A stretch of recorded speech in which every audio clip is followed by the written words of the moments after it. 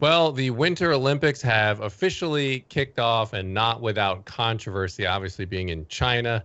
That alone has sparked a lot of controversy. But some of the way NBC has been covering the Open has received a lot of comments online. So we're going to go through a little bit of this opening ceremony. Billy Hallowell and Trey Goins-Phillips joining me now to talk about it. Hey, guys. How's it going? Hey, hey. Good. Let's take a look first at this tweet from NBC, who, like I said, is getting a little bit of grief for the way they're covering it. Here it says, China chooses a Uyghur athlete to deliver the final Olympic flame at the opening ceremony after nations condemn the country's record against Muslim minorities. So there you have a tweet there is kind of showing this, look at this. These guys are out there, putting the flame up, but it wasn't received that well.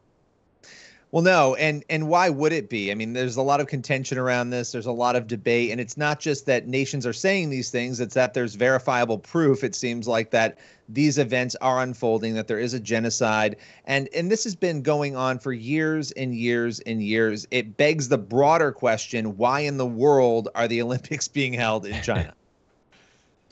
Yeah, and I think part of the reason why NBC is facing as much criticism as they are is because this is something that's happening not just in a vacuum. There's context for this, with COVID now for a couple of years. So many in the mainstream media have been downplaying what's going on. They're taking China at their word with how many cases, for example, of COVID that they've had since the onset of this in Wuhan. So there's a lot of context here, and I think that's why NBC is getting the criticism they're getting, because there seems to have been over the last few years this lack of intellectual curiosity when it comes to COVID, and even with this genocide issue as well. Yeah. Well, let's take a look at Savannah Guthrie is making the rounds, a clip of from her from the opening ceremony. Let's take a look at this.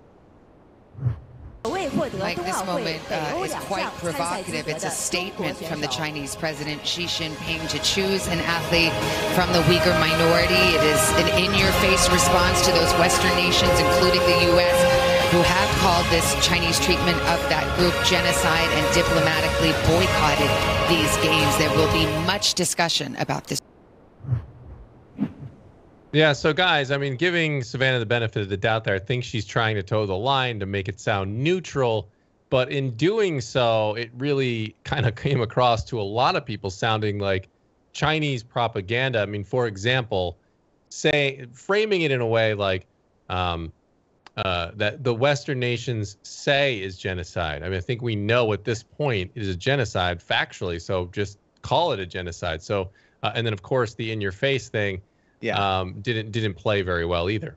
No, that's a weird comment, in your face. That's a strange comment to make. That's something you say when, like, you've done something victorious, that it's in your face. I don't know.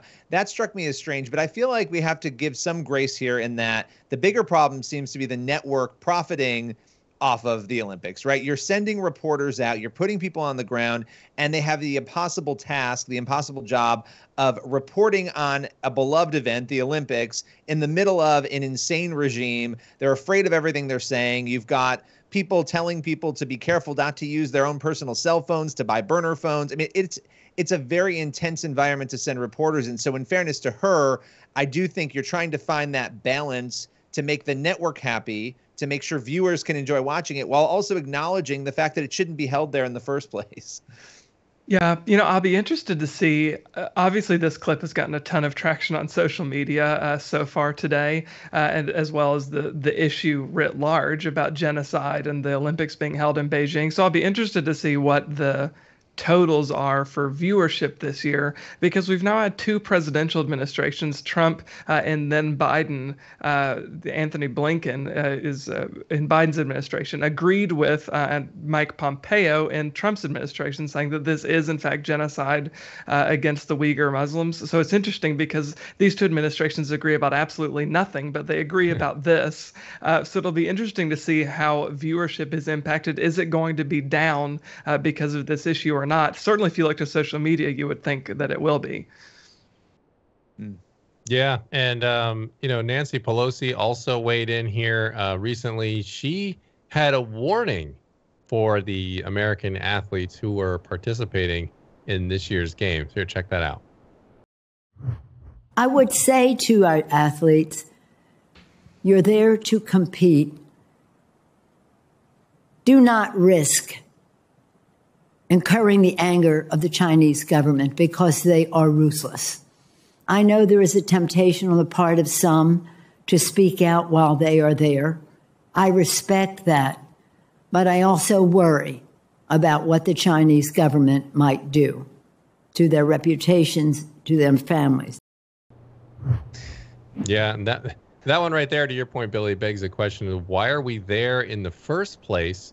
Some were criticizing that as a Chinese propaganda. I mean, she called them brutal and ruthless, so I don't think it's that, but it does make you question the whole premise here.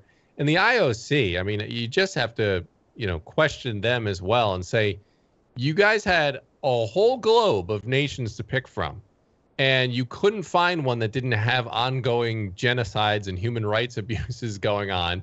There's another clip out there of a reporter, I think it's a Dutch reporter, just officials come up and basically yank him off the air while he's for whatever reason. We don't even know why they did that.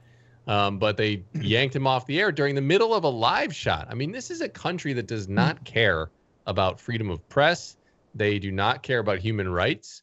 And it's a wonder as to why in the world the IOC would even want these games here. You got politicians having to warn athletes, hey, don't speak out. It might be bad for you.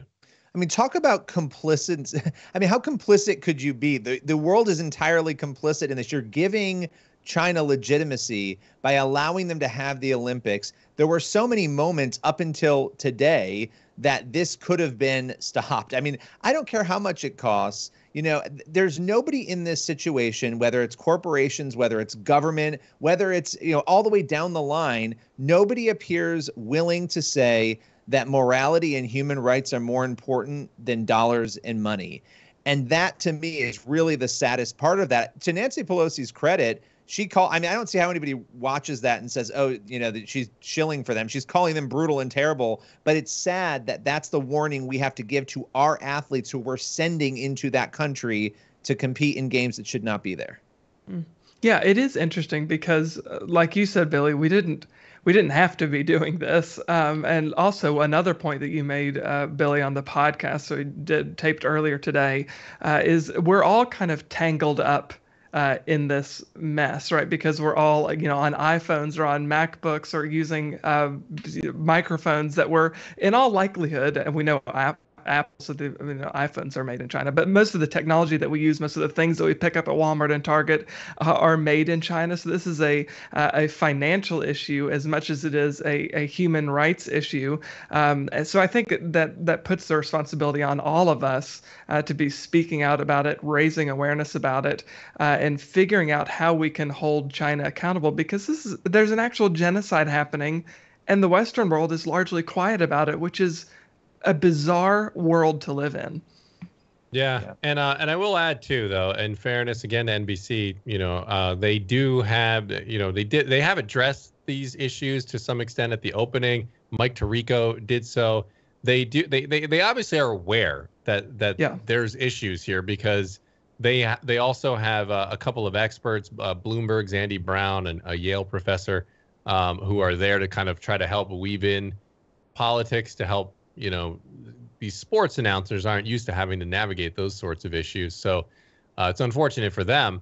But they're at least it's obvious that they're aware, at least, that there are issues that they're going to have to tackle and very awkwardness. But to your point, Billy, it's a tough act, because you're potentially making billions of dollars off of this broadcast. And at the heart of it, there's so much wrong happening.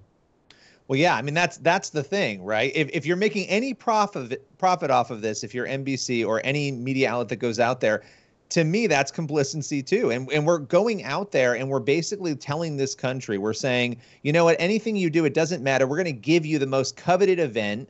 We're going to allow you to have it in your country. And obviously things are different because of COVID. I'm sure that China's not profiting as much as they normally would off of an Olympic game because of that. But I just think the entire system here, I would have hoped it would have broken down a little bit more, but it doesn't seem that it did at all outside of the diplomatic, actions that were taken by countries like the U.S. and others. I wish corporations would take those steps as well. Look, I think the good news is, I guess, if you can find a positive takeaway from this, is that maybe it will shine more light on the reality of what's going on, not just with the Uyghur Muslims, but with the way China persecutes Christians and has targeted churches and believers for a long time there. So maybe this will shine a light on the issue, and more people who were previously unaware might be turned on to what's going on in China. And, if nothing else, we can hope that Americans will be educated about the situation that's happening and it has been unfolding in China now for years. Yeah, absolutely. We'll be watching more of this as it unfolds, and we'll be reporting it to you on CBN News and on faithwire.com. Trey, Billy, thanks for being here.